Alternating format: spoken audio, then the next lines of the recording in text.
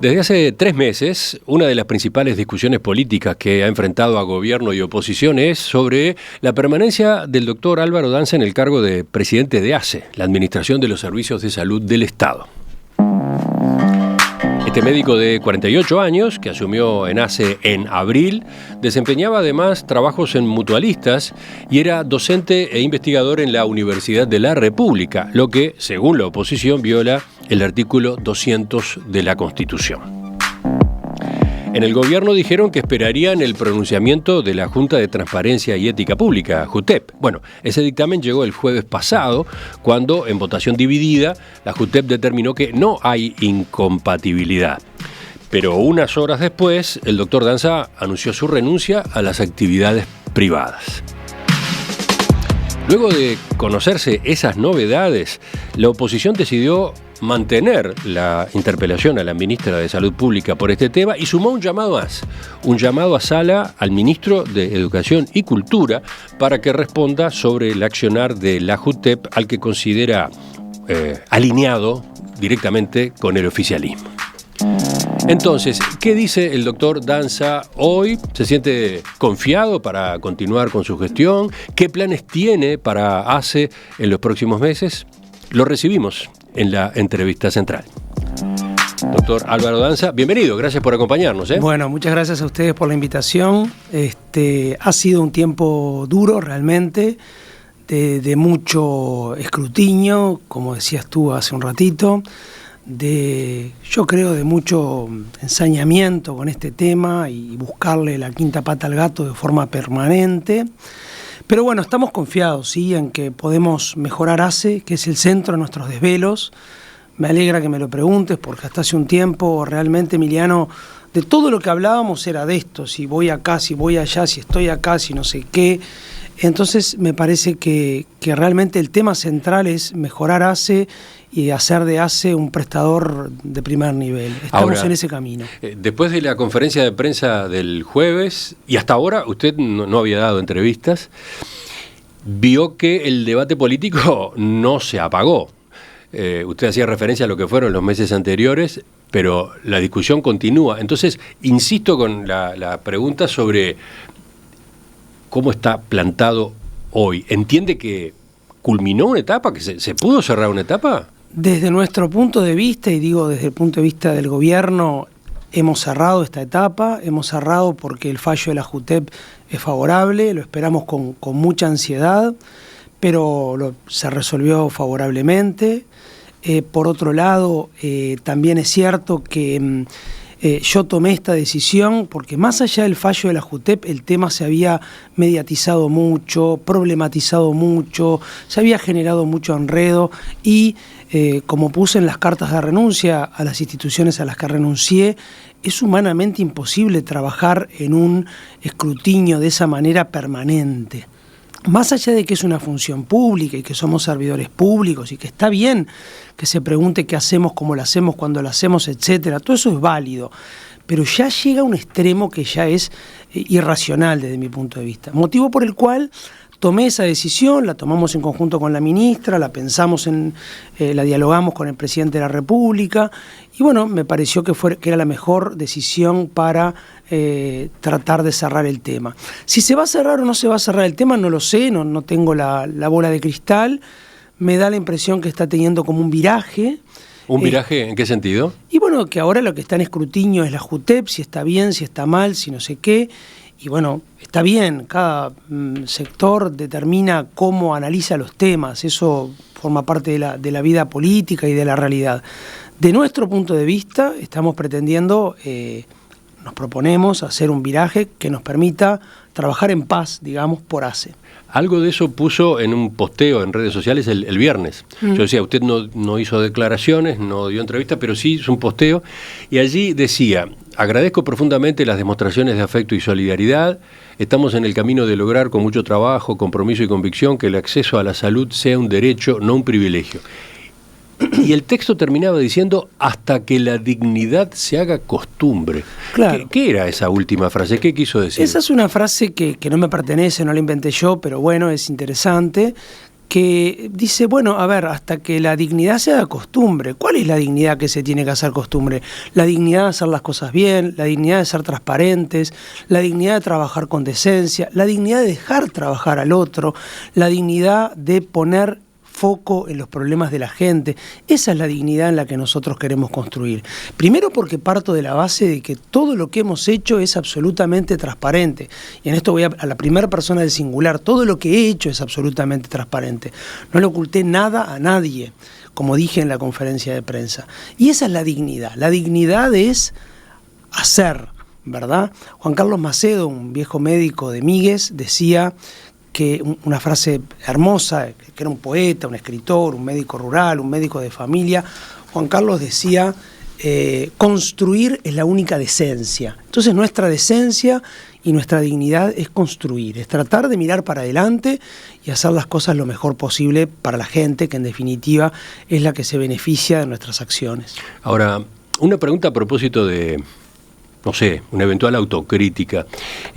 Antes de asumir la presidencia de ACE, usted tuvo dudas sobre la eventual incompatibilidad con las actividades que desempeñaba hasta ese momento, por eso hizo una consulta al estudio del Piazzo. Ese informe desestimó las objeciones. Pero después, a partir de agosto, se fue instalando ese debate político en torno a su situación. La oposición, siguiendo la interpretación más estricta de la normativa que existe, cuestionaba que usted mantuviera esas otras tareas, sobre todo las de especialista consultante en mutualistas, ¿no? En Médica Uruguaya, La Española y CAMS. El desgaste fue muy fuerte. Usted se refería a eso recién, usted lo evocaba recién. Un desgaste para usted, para el gobierno, para el Frente Amplio. Entonces, mi pregunta es, ahora que pasó todo lo que pasó, ¿no debió haber dejado el sector privado antes? Y la verdad que pienso que no. Creo que lo que cambió fue el contexto. Se fue mediatizando el tema, se fue politizando el tema, dejó de ser técnica la discusión sobre el artículo 200, se sobredimensionó de una manera astronómica.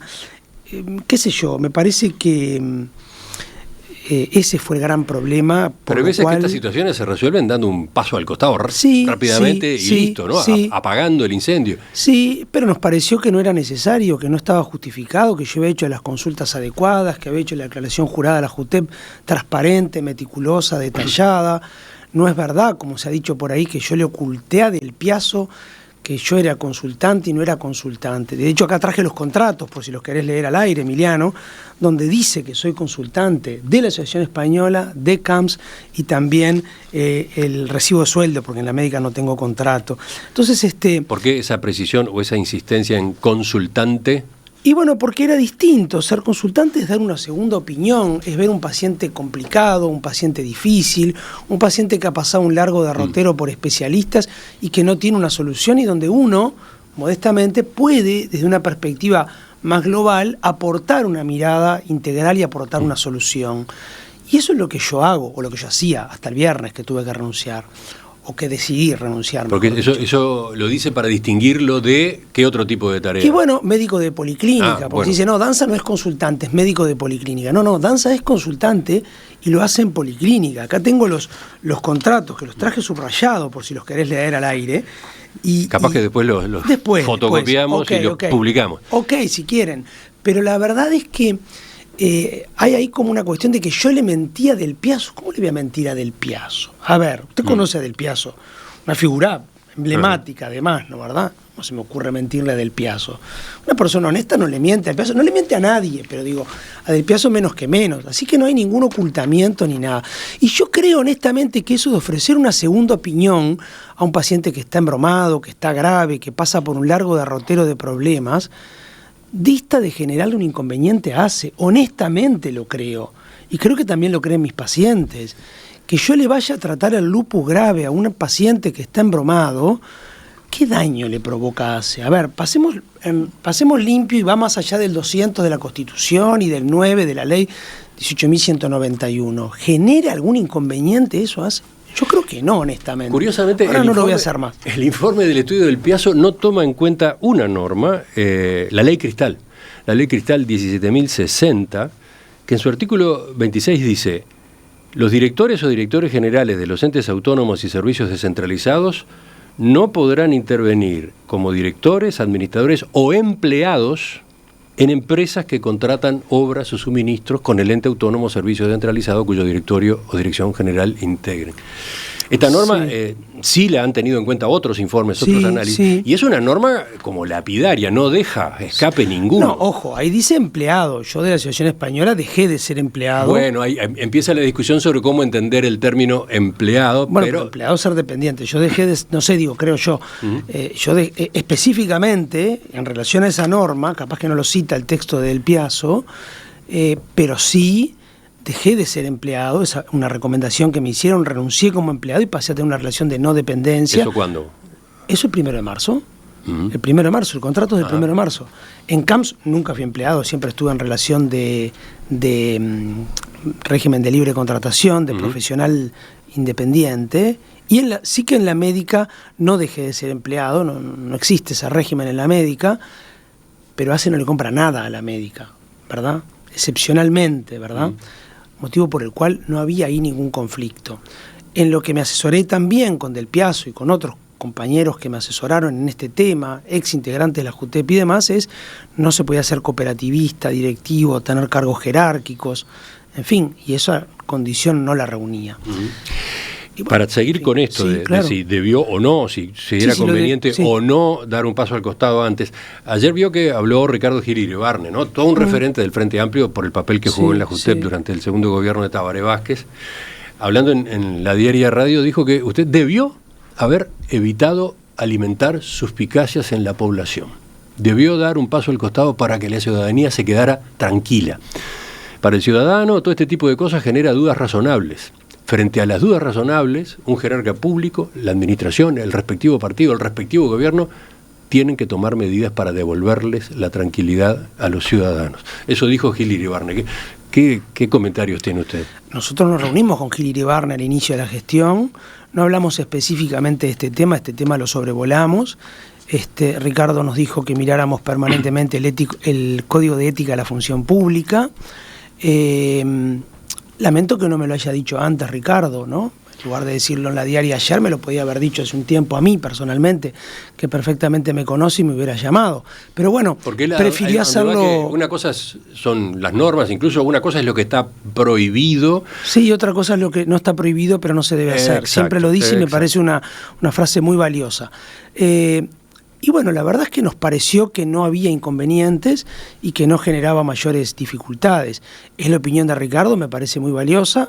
Me hubiera encantado que me la dijera cuando nos reunimos con él, que fue las primeras cosas que hicimos, reunirnos con él. Pero bueno, es su opinión, la respeto mucho. Capaz que lo debimos manejar de otra manera el tema, porque siempre hay que hacer un poco autocrítica. Deja ese margen para otra posibilidad. Por supuesto, hicimos lo mejor que pudimos. Muchos frente amplistas estaban contrariados y disconformes con la situación. Acá las tertulias permitieron palpar eso, ¿no? Con algunos de los integrantes de las mesas, ¿no? Se hablaba de la cantidad de cargos que usted acumulaba, lo que ganaba, sobre todo el hecho de que no veían claro cómo podía dedicarse de manera eficiente a la presidencia de ACE, ¿no? Y lo entiendo y lo respeto, pero bueno, yo pienso que sí me dedico de manera eficiente a ACE, o me dedicaba, y ahora lo voy a hacer más aún, pero, en fin, pienso que nunca le resté tiempo a ACE, y como he dicho varias veces, el tiempo formal son 30 horas semanales, son 5 directores, además, ahora faltan los 2 sociales que estarán por entrar. Entonces la tarea del directorio es una tarea colectiva y el motor de ACE son los gerentes, que son los que tienen la máxima dedicación horaria. Así que me parece que sí, que se le dedicó tiempo efectivo, se le va a seguir dedicando tiempo efectivo y que no va a haber problema en eso. Son perspectivas, este programa se llama Perspectiva, así que nunca mejor aplicado el término. Y bueno, son válidas todas. Pero no estuvo sobre la mesa la posibilidad de dar un paso al costado antes. Antes no. Ni usted, ni la ministra, ni el presidente manejó. No, pero cuando esto se fue sobredimensionando y magnificando y generándose eso que yo creo que ha sido un hostigamiento hacia mi persona, lo digo con todas las letras porque creo que es lo que ha ocurrido y lo que ocurre cuando me sacan en las tapas de muchísimos diarios con apodos y con cuestiones que son entre tragicómicas. Me parece que Capaz que porque lo vivo en carne propia, pero desde hace años no veía un ensañamiento con un jerarca como han hecho conmigo. ¿Y qué interpretación tiene usted a propósito de ese ensañamiento, entre comillas? Acá, en este programa, han dado su interpretación, por ejemplo, el secretario de la Presidencia, Alejandro Sánchez, y Fernando Pereira, presidente del Frente Amplio. ¿Usted qué dice? ¿Usted qué piensa? Pienso varias cosas. Pienso parecido a lo que dijo Alejandro Sánchez, parecido a lo que dijo Fernando Pereira.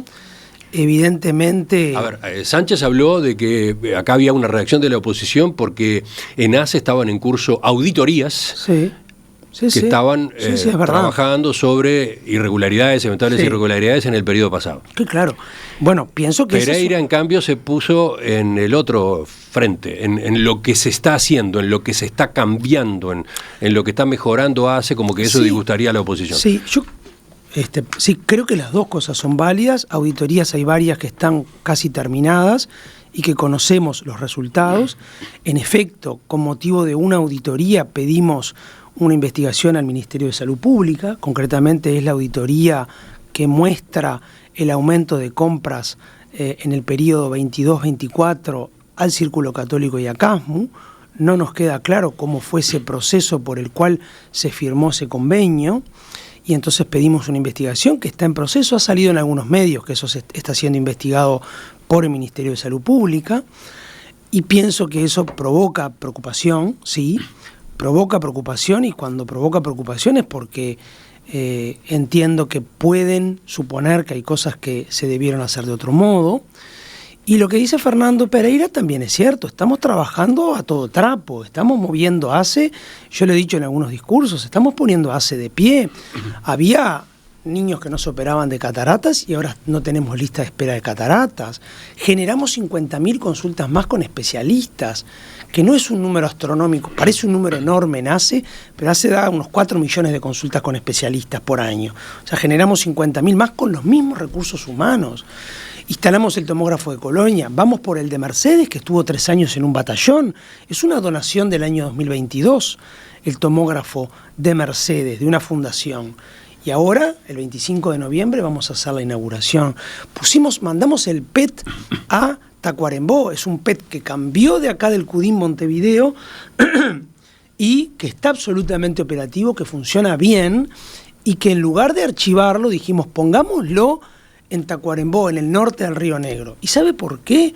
Porque el acceso al PET, que es una prestación que sirve para diagnosticar cáncer, es la mitad en los ciudadanos del norte del país respecto a los ciudadanos del sur del país. Y si la ponemos ahí, vamos a tender a igualar. Y a nosotros lo que nos pidió el presidente y lo que nos dice la ministra permanentemente es: trabajemos para la equidad en el acceso, mejoremos la equidad en el acceso. Entonces pusimos el PET ahí, y eso no viene del gobierno anterior, eso es una cuestión nuestra.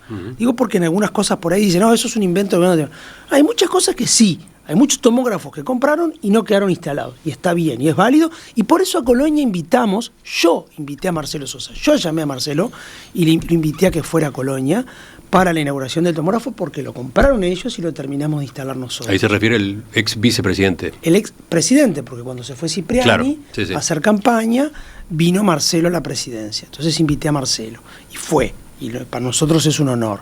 Pues yo no estoy para tratar mal a nadie. Y lo vamos a invitar a la inauguración del Cerro también, que son los tomógrafos que ellos compraron.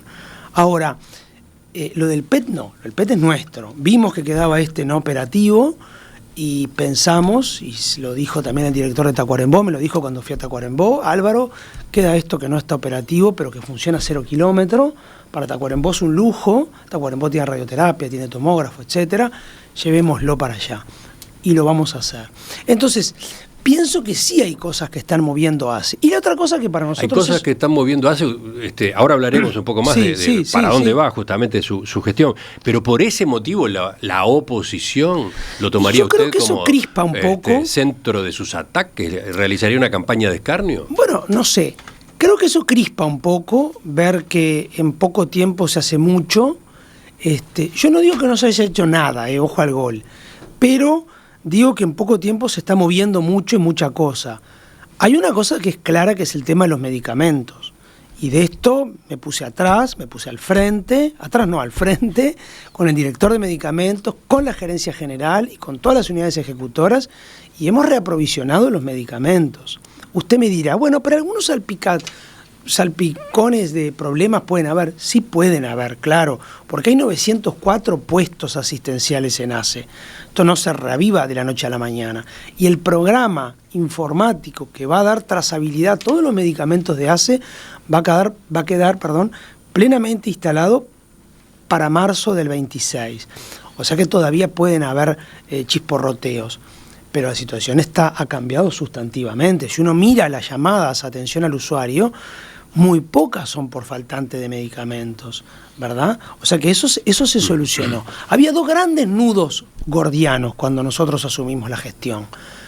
Los medicamentos, que está muy encaminado, no quiero decir resuelto porque no quiero pasarme de rosca, pero está muy encaminado, y las listas de espera.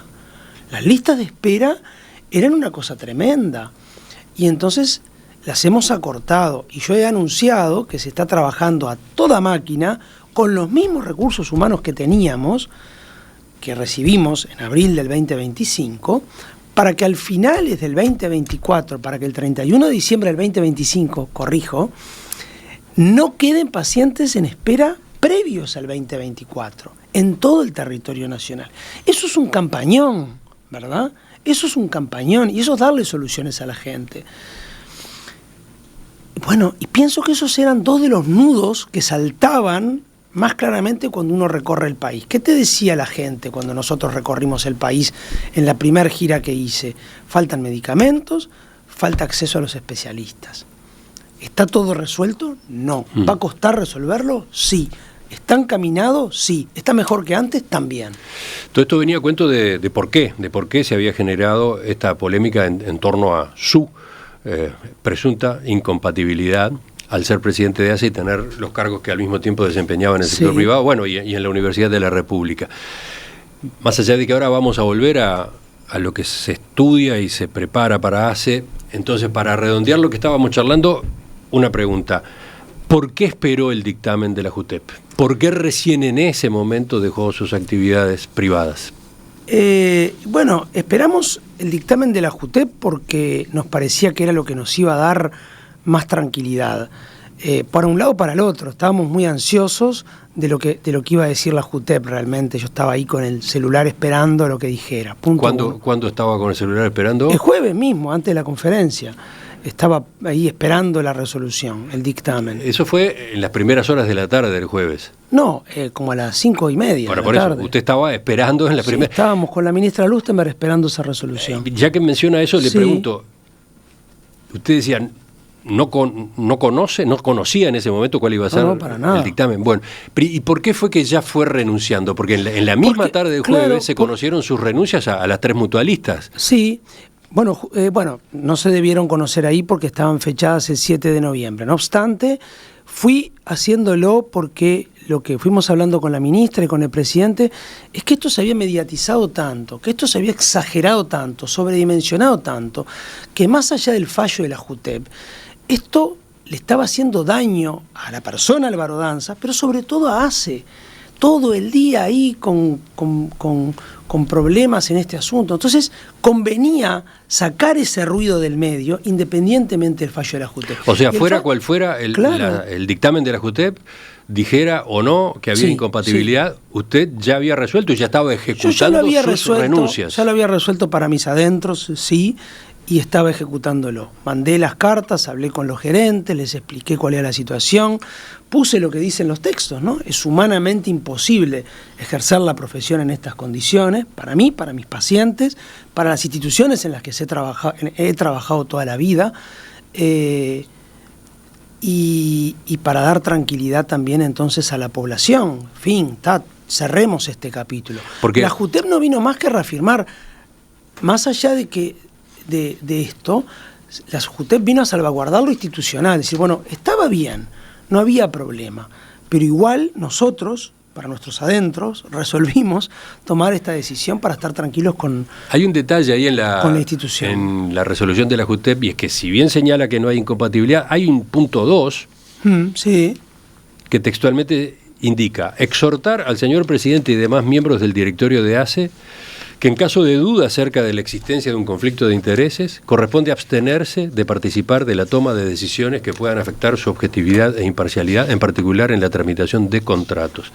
¿Cómo tomó esa segunda parte del dictamen?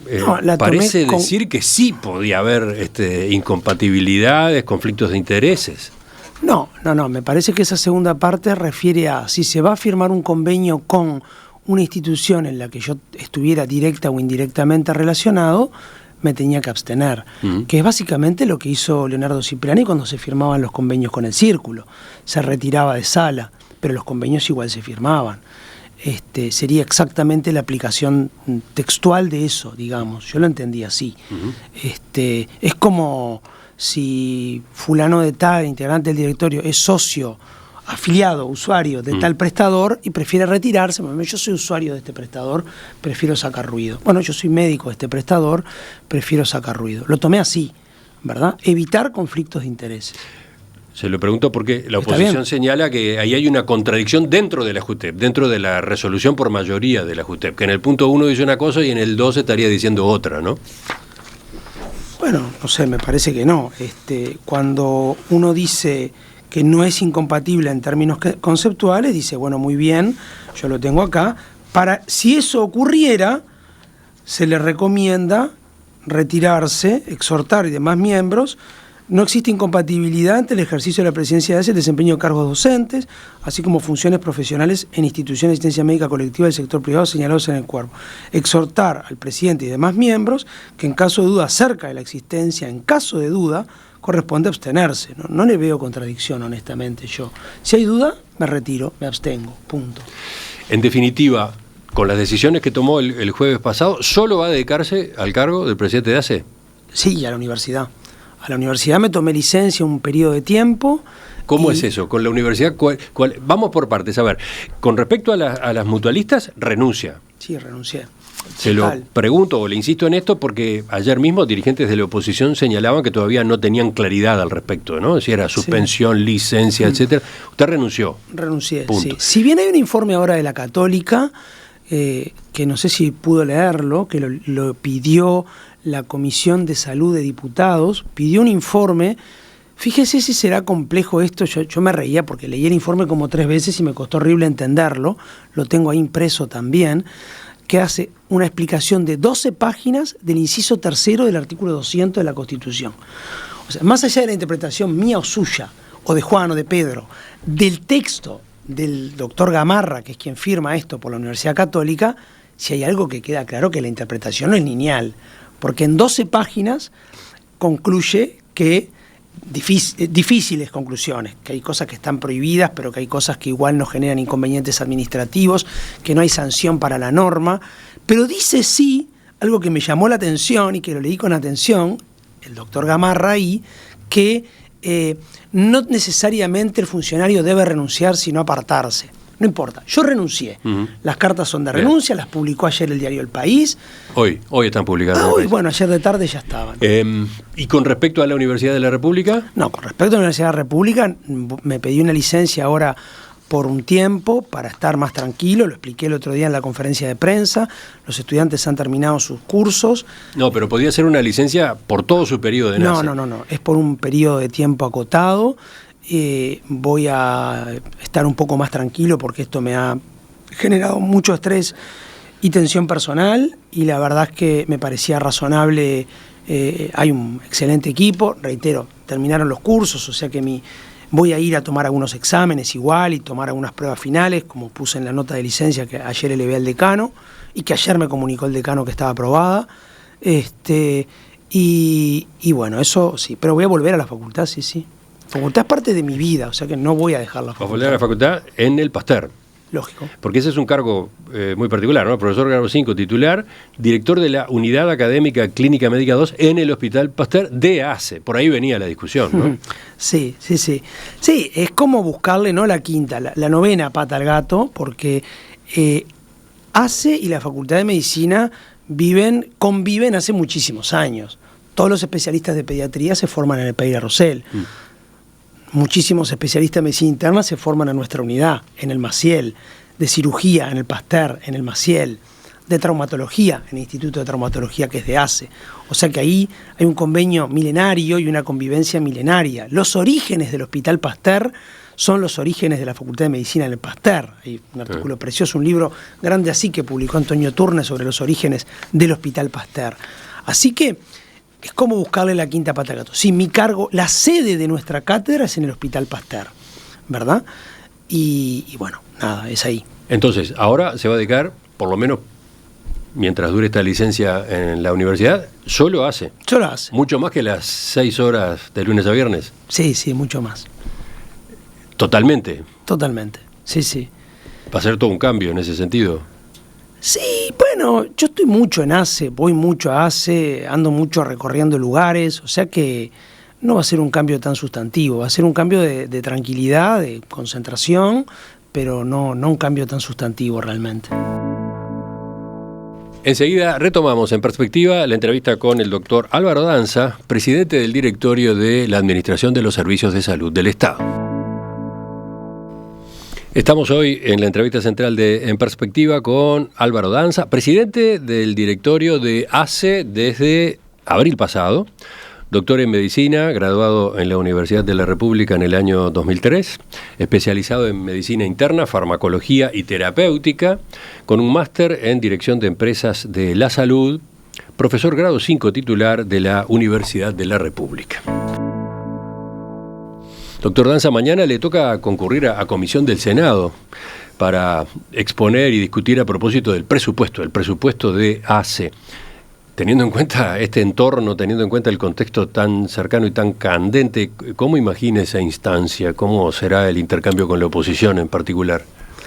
Bueno, a ver, nosotros tenemos organizada nuestra presentación mirando el presupuesto de ACE para los próximos 5 años.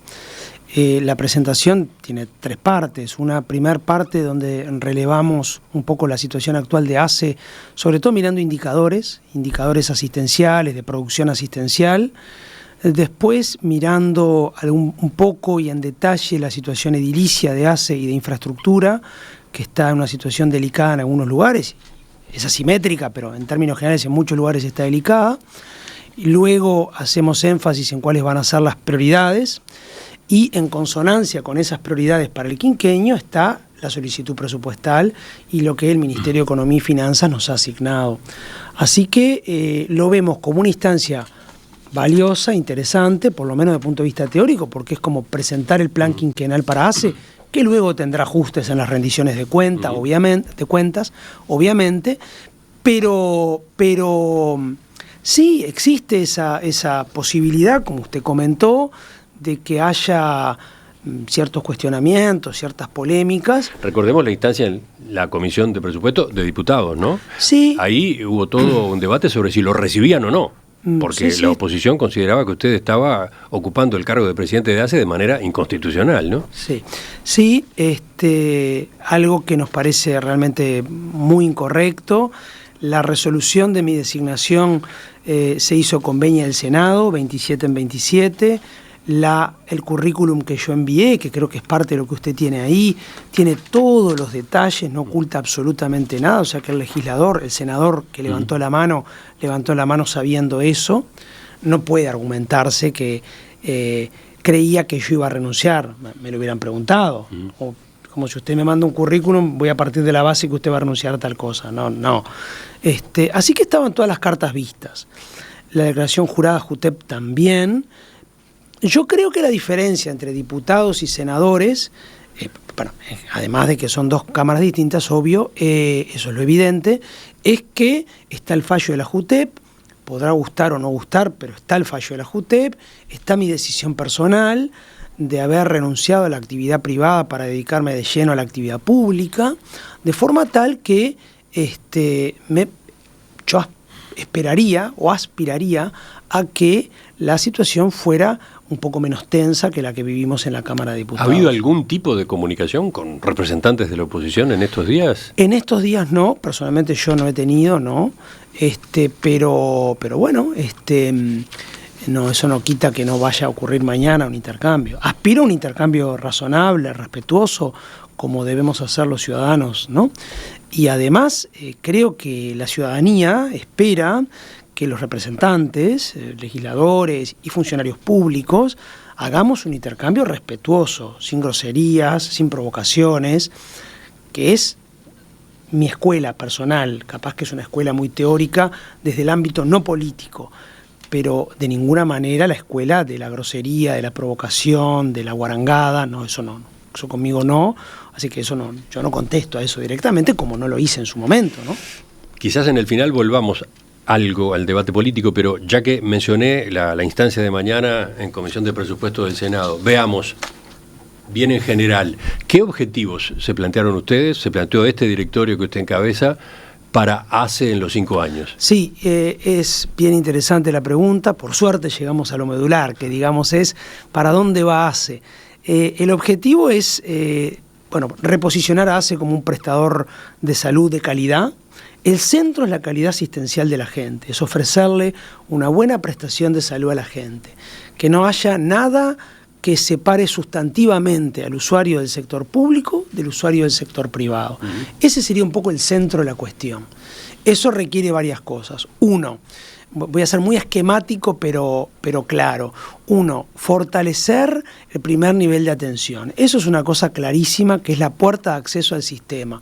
La dispersión territorial que tiene ACE y las características de los usuarios de ACE hacen que el primer nivel de atención sea la puerta de entrada más clara del sistema y mejor posible. Ese es el punto 1. Punto 2, hay que mejorar sustantivamente el acceso a los medicamentos, mejorar sustantivamente el acceso a las prestaciones.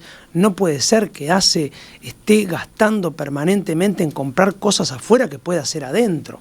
Eso que llamamos ¿A qué se refiere con cosas? ¿Comprar cosas afuera? Comprar camas de terapia intensiva, cuando tenemos camas de terapia intensiva nosotros, comprar tomografías, cuando podemos poner tomógrafos nosotros y en un plazo breve de 1 año en la mayoría de las unidades ejecutoras, amortizar el costo del tomógrafo, comprar traslados que podemos hacer nosotros, porque si hacemos más cosas nosotros en nuestras unidades ejecutoras, trasladamos menos, ¿no, verdad? Si yo hago la tomografía en el hospital de Colonia, que es lo que pusimos ahora, el tomógrafo de Colonia, voy a contratar menos afuera, pero también voy a gastar menos en traslados, en llevar y traer pacientes. Además de que puedo vender servicios. Y ese es otro capítulo novedoso de esta solicitud presupuestal que hicimos, que es la posibilidad de ACE de vender servicios. Vender servicios incluye recaudar fondos legítimos por ventas que hacemos o intercambiar servicios con algunos prestadores. Y eso es bien posible y bien interesante. Yo te hago las tomografías, tú me atendés a las pacientes embarazadas cuando no tengo maternidad. Eso es una posibilidad bien razonable. A ver, son medidas que suenan elementales. Suenan elementales. ¿No se estaban aplicando? No. La gestión anterior, acá empezamos con la discusión probablemente sobre el periodo pasado, pero nada de esto se encaminó en el periodo anterior. Bueno, en nuestra opinión, algunas cosas se encaminaron y otras no, pero sobre todo lo que ocurrió es contratar afuera y dejar de hacer adentro.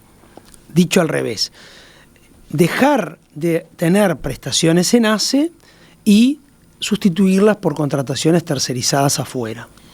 En algunos casos, voy a ser claro también, ojo al gol, en algunos casos la balanza podría ser a favor económicamente de ACE. Pues bueno, me conviene más contratar que montar todo un servicio, pongámosle ciertas técnicas. En términos generales eso no es así. En lo que hemos analizado, que es lo más costoso, que digo, por ejemplo, las terapias intensivas, los tomógrafos, los traslados, etcétera, eso, en nuestra opinión, y lo que están mostrando las auditorías, puedo ir adelantándolo, es que es más costoso tercerizarlo que tenerlo nosotros adentro como una prestación propia. Podrá dar más trabajo, porque también está el costo económico y el costo de mantenerlo, de hacer que las cosas funcionen, de proveer con suplentes, etcétera, etcétera. Bien, hay que ser ingenioso en eso. Pero yo le voy a poner un ejemplo claro, Emiliano. Hoy nosotros estamos pagando tarifas planas de terapia intensiva, es decir, estoy contratando camas de terapia intensiva, concretamente en el Círculo Católico y en CASMU, y esto vence el 31 de diciembre de este año indefectiblemente, porque así lo resolvió este directorio, pero hoy tenemos 25% de capacidad ociosa en ACE de terapia intensiva. Entonces ¿Qué pasó? ¿Se calculó mal? Bueno, podría ser que se haya calculado mal, podría ser que se planificó mal, puede ser, cada uno lo puede interpretar de la manera que quiere. Yo me refiero a un dato abstracto. El dato abstracto es ese. Hoy tengo capacidad ociosa en la Administración de Servicios de Salud del Estado, voy a ciertos CTIs nuestros, buenos, potentes, que dan todas las prestaciones y tengo capacidad ociosa, camas libres, para ser práctico, y estoy contratando afuera cuando lo podría tener adentro. ¿Hay una decisión de las nuevas autoridades en cuanto a que, en el caso de contratar afuera, de que sea necesario y conveniente contratar afuera, se lo haga en organismos del Estado? Sí. Lo digo porque ustedes están resolviendo eso, ¿no? Sí. Por ejemplo, con el hospital policial, por ejemplo, con el hospital militar. El convenio concretamente en el marco del invierno firmamos un acuerdo con el militar y el policial para descongestionar nuestras puertas de emergencia y dar asistencia en cuidados moderados y en cuidados intensivos a nuestros pacientes del militar, en el militar o en el policial, evitando contrataciones afuera. Punto 1. Punto 2, hace poquitos días firmamos un convenio con el militar, en mi opinión muy innovador.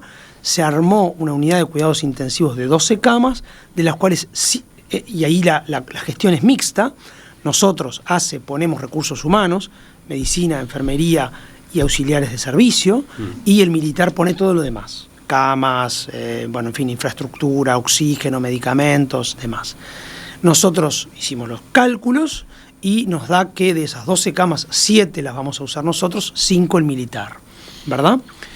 Es una especie de cogestión, eso lo acabamos de firmar con la ministra Lasso y con el director de Sanidad Militar, el general Mario Moreira.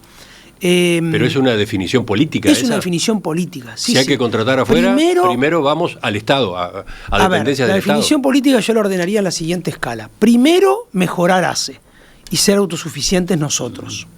2, ir al Estado, a los prestadores públicos. Y hay 2 grandes prestadores públicos que nos pueden dar una mano importante, militar y policial. 3, hacer un llamado competitivo a precios, que ya lo estamos armando, porque puede ocurrir que la demanda asistencial en el invierno, a pesar de mejorar nuestro CTI, porque no solo hicimos el convenio con el militar con esas 7 camas, estamos ampliando el CTI del Hospital Maciel, el CTI del Español, el CTI del Pasteur, y probablemente armemos el CTI de vuelta del INOT, del Instituto Nacional de Ortopedia y Traumatología, que está vacío, está cerrado eso ahí. A pesar de eso puede ocurrir que nos falten camas, entonces vamos a hacer un llamado a precios competitivos, a ver quién ofrece la mejor relación calidad-precio. No estoy inventando la pólvora, estoy diciendo algo que está en el TOCAF, que también lo compiló Del Piazzo, entre paréntesis, ¿no? Yo lo tengo en el escritorio, el TOCAF ahí, me lo leo cada 2 por 3. Y hay que hacer llamados competitivos. Y el que mejor se postule en precios y en prestaciones irá en primer lugar. Y el ¿Eso otro segundo. no se hacía? No, eso no se hizo. Eso no se hizo en el convenio con el Círculo ni con el CASMO. Se hizo un procedimiento diferente, motivo por el cual nosotros iniciamos una investigación interna y a su vez enviamos esa nota al Ministerio para que el Ministerio investigue cómo fue. Porque pueden haber razones por las cuales el TOCAF dice que por 6 meses se puede contratar sin llamado a precios. Bueno, esta contratación es del 2022, pasaron los 6 meses. Podrían haber razones que digan, bueno, perfecto, esto puede mantenerse, podrían haber, eso es teórico. Entonces pedimos un informe al Ministerio de Salud Pública que se está procesando, porque eso lo revisa el Ministerio. Todos los convenios que nosotros firmamos los mandamos para la veña, llamémosle así, del Ministerio de Salud. Está bien, avalado, sirva, siga. O no está bien. Entonces, saber cuáles son los motivos por los cuales eso continuó y no se hizo el llamado a precios que estipula el TOCAF. Mirando los mensajes de los oyentes, veo un par de puntos que quedaron pendientes más temprano. Uno, cuando usted hablaba de, a la hora de contratar servicios, hacerlo prioritariamente dentro del Estado, ¿no? Mencionó al Hospital Militar y al Hospital Policial. Hay oyentes que preguntan, ¿y el hospital de clínicas no está en esa lista? Sí, sí. El hospital de, por supuesto, es una muy buena pregunta. El hospital de clínicas es que casi que yo lo considero dentro de ACE en este momento, porque estamos avanzando.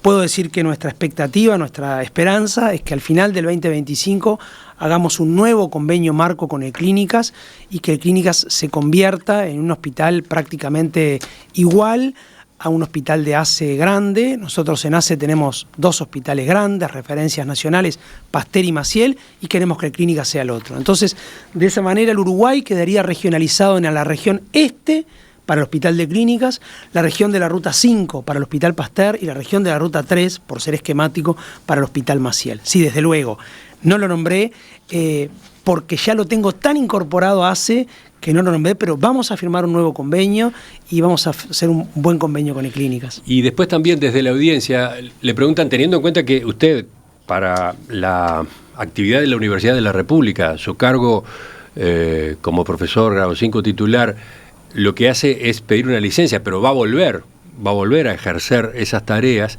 Le preguntan a propósito de las denuncias que hubo de que usted marcaba tarjeta virtual en un determinado horario por la UDELAR y mientras tanto estaba desarrollando actividades de ACE. Sí, sí. ¿Qué fue eso y cómo lo va a manejar en el futuro? No, ahí lo que hay es un sistema de marcas virtuales. Eso está muy bien explicado en el informe del decano, que lamentablemente esa parte no se recogió otra parte del informe. Está también dicho en la JUTEP, en el informe de la JUTEP está transcrito está de forma casi textual. Parcialmente, ¿sí? Claro, pero está entrecomillado. Lo que hay ahí es, cuando uno, primero, además es un periodo de pruebas, el informe del decano dice al final, a los 90 días el docente deberá informar si hay errores. Dentro de los 5 días, de los primeros 90 días, el docente deberá informar si hay errores. Y yo lo hice. Yo el 3 de octubre mandé un informe al decanato y dije cosas que había hecho durante la utilización de la marca virtual. Y puse, voy a leer textual la frase. Esto no lo leyó nadie porque capaz que da poca prensa. Puse al final del informe fechado el 3 de octubre del 2025. Por último, dije que las marcas funcionaban bien, que he utilizado en las giras en el interior, en diversas ocasiones el sistema, porque me preguntan, porque es el periodo de prueba. Por último, cabe señalar, digo yo, que puede haber imprecisiones en los horarios, tanto de inicio como de finalización de los horarios. En efecto, esto es una situación a considerar en el contexto del uso de este tipo de registros horarios, sin otro particular y quedando a su entera disposición para lo que considere conveniente. Creo que de una manera un poquito diferente está recogido en lo que leí en la JUTEP.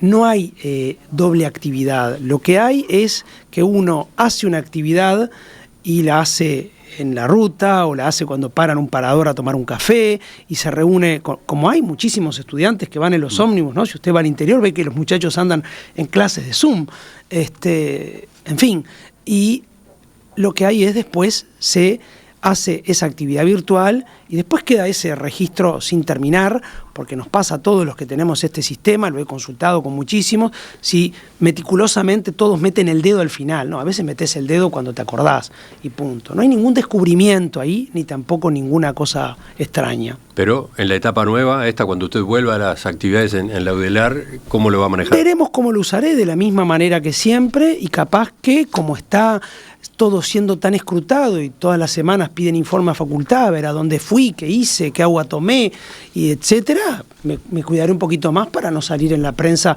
por cosas que son absolutamente insustanciales y banales. Enseguida completamos la entrevista con el doctor Álvaro Danza, presidente de ACE, para darle una mirada más amplia a los objetivos para este periodo. Estamos con el doctor Álvaro Danza, presidente del directorio de ACE. En estos minutos, en la segunda parte de la entrevista, recorriendo los objetivos que esta administración se ha trazado para el periodo de gobierno. Falta todavía avanzar, ¿no?, con otros puntos. Falta avanzar con otros puntos significativos. Comenté entonces un poco lo de las destercerizaciones, comenté la reorganización de los CTIs nuestros, que es un agujero por donde se nos va dinero, totalmente, dinero que puede ser reinvertido en ACE. Comenté las necesarias mejoras de infraestructura, hay plantas físicas que están muy deterioradas y que necesitamos apuntalar. Por ejemplo, ¿cuál? ¿El Hospital Pasteur, el Maciel? El Hospital Pasteur, en nuestra opinión, necesita hacerse nuevo y está planificado en este quinquenio comenzar esa obra, digo, de hecho hasta lo anunció el ministro Odone. Podría contarle a la gente la emoción de los funcionarios del Pasteur, porque yo conozco el Pasteur hace 15 años, la emoción de los funcionarios del Pasteur, el fragmento, cuando Odone dice que se va a refaccionar el Pasteur, se reprodujo entre todos los funcionarios muchísimas veces. Porque el Hospital Pasteur necesita hacerse nuevo, es una planta física que no da para más, y ahí vamos a hacer un hospital, si usted conoce el Pasteur, en la esquina del Pasteur. Estamos hablando de La Unión, ¿no? Estamos hablando de La Unión, la Ravide, sí. En la esquina está nuevo, sí, la emergencia, los bloques quirúrgicos y el centro de materiales. La parte de atrás, digamos. Sí, la parte de la esquina. Y alrededor se va a construir la obra nueva y ahí se va a hacer un hospital potente, grande, un centro de referencia nacional importante, con 300 camas de cuidados moderados, con 48 camas de cuidados intensivos. Así que una vez terminada esa obra, no le van a faltar camas a ACE para terapia intensiva. ¿Esa obra estaba terminada en este periodo? Ojalá que sí. Esa es la obra que no tenemos certeza, porque es la obra más grande probablemente de todas. El procedimiento que se ha elegido es por participación público-privada. Eso determina que el procedimiento sea un poquito más lento que otros, pero sí va a estar muy encaminada. 48 camas de terapia intensiva, 300 camas de cuidados moderados. Los bloques quirúrgicos ya están, son 8 bloques. Centro de imagenología importante, resonador, 2 tomógrafos, angiógrafo. Va a ser un centro realmente importante. Me emociona decirlo porque he visto esas salas, esos pabellones, donde la verdad que da muchísima pena esos pabellones colectivos de 12, 14, 16 camas. Claro, es un edificio y que eso se concrete, ¿no? Claro, se concrete sería fenomenal. Estamos hablando entonces de la obra principal, pero hay otras, usted decía, en cuanto a infraestructura. Sí, las otras obras potentes son, una es el Hospital Pasteur, otro es el Hospital de la Costa, bueno, obviamente. ¿Cómo es el proyecto del Hospital de la Costa? A ver, podríamos hablar toda la mañana, pero en cuanto a plazos concretamente. El proyecto de Hospital de la Costa se enmarca en un programa que se llama Programa de Salud Puente a Puente, que va desde el Puente Carrasco hasta el puente del Arroyo Solís Grande. Y va desde la Rambla hasta la Ruta 8, para ser esquemático, ¿no? ¿Verdad? Es ese enorme rectángulo que ha crecido muchísimo desde el punto de vista poblacional, infraestructura, etc. El Hospital de la Costa va a estar radicado ahí, en ese eje, y va a tener algunas características importantes. Es una obra planificada, toda la inversión del proyecto de salud Puente a Puente está planificado unos $40 millones. El Hospital de la Costa en sí mismo está planificado en unas 60 camas de internación, con una puerta de emergencia de excelencia, con tomógrafo, con resonador, con buena imagenología, con un buen laboratorio, con un policlínico grande con todas las especialidades y un bloque quirúrgico para cirugía de día y pequeña cirugía, o sea que es un bloque quirúrgico de resolutividad de patologías de baja complejidad. Pero, repito, el Hospital de la Costa se enmarca en el programa de salud Puente a Puente, que pretende, además de hacer el hospital, pretende refuncionalizar toda esa asistencia que hay ahí, porque ahí hay unas 120.000 personas que viven entre el primer y segundo, entre el Puente Carrasco y el primer peaje, y unas 80.000 más hasta el segundo peaje, unas 200.000 personas, que tienen una asistencia muy fragmentada. Hay muchísimos prestadores, hay prestaciones nuestras de ACE ahí, y entonces queremos hacer una fuerte complementación y además poner el Hospital de la Costa. Y además vamos a invertir dinero en refuncionalizar y en refaccionar servicios nuestros de ACE. El famoso Hospitalito de la Costa, que lo vamos a refuncionalizar y lo vamos a mejorar sustantivamente, una policlínica que hay en Parque del Plata, y otras que están ahí en Solimar, Norte. ¿Y en cuánto tiempo? Bueno, la estimación es que eso lleve todo el 26-27 y que finales de 27, principios de 28 pueda estar poniéndose en funcionamiento el programa a plenitud. Las obras a veces... No, perdón. Sí, simplemente que las obras a veces duran un poco más de lo previsto, pero esos son los plazos razonables. Hablábamos de obras en hospitales, hospitales nuevos como el de la Costa, infraestructura. ¿Qué pasa en materia de salud mental? Bueno, en materia de salud mental, ayer hubo una acción muy importante que generó el Ministerio de Salud Pública, que es la acción País por la Salud Mental. El problema de la salud mental es grave en el Uruguay, lo tenemos que atender con mucha definición. Y bueno, y tenemos dos desafíos: atenderlo bien, implementar bien la ley de salud mental y mejorar las prestaciones para la gente, ¿no? Siempre ese es el centro, el norte. Y ahí nosotros tenemos el refuerzo presupuestal de ACE para el quinquenio más fuerte, más importante, es en salud mental, 170 millones de pesos.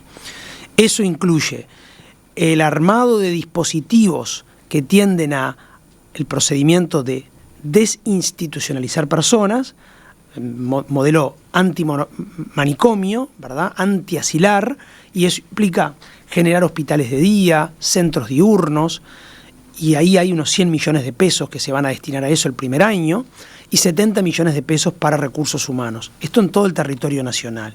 O sea que en materia de salud mental, el desafío es cumplir la ley de salud mental, desinstitucionalizar, fortalecer la atención comunitaria de salud mental y fortalecer todos los dispositivos intermedios que evitan que los pacientes pasen por esos dispositivos asilares.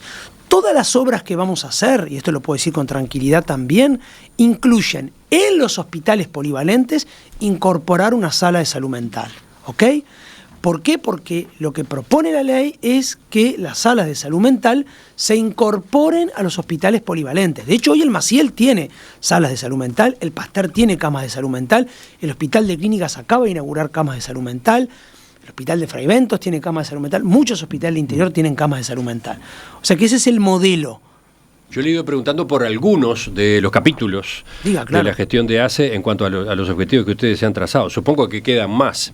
Pero a ver, visto de manera global, ¿cómo quiere que sea ACE cuando termine este periodo? Bueno, quiero que sea una ACE centrada en el usuario, creo que sea una ACE eficiente. Eficiente quiere decir que con los recursos que tiene puede hacer las cosas lo mejor posible. Y digo más, con los recursos que tenemos hoy, mejor de lo que hacemos hoy, claramente, ¿no?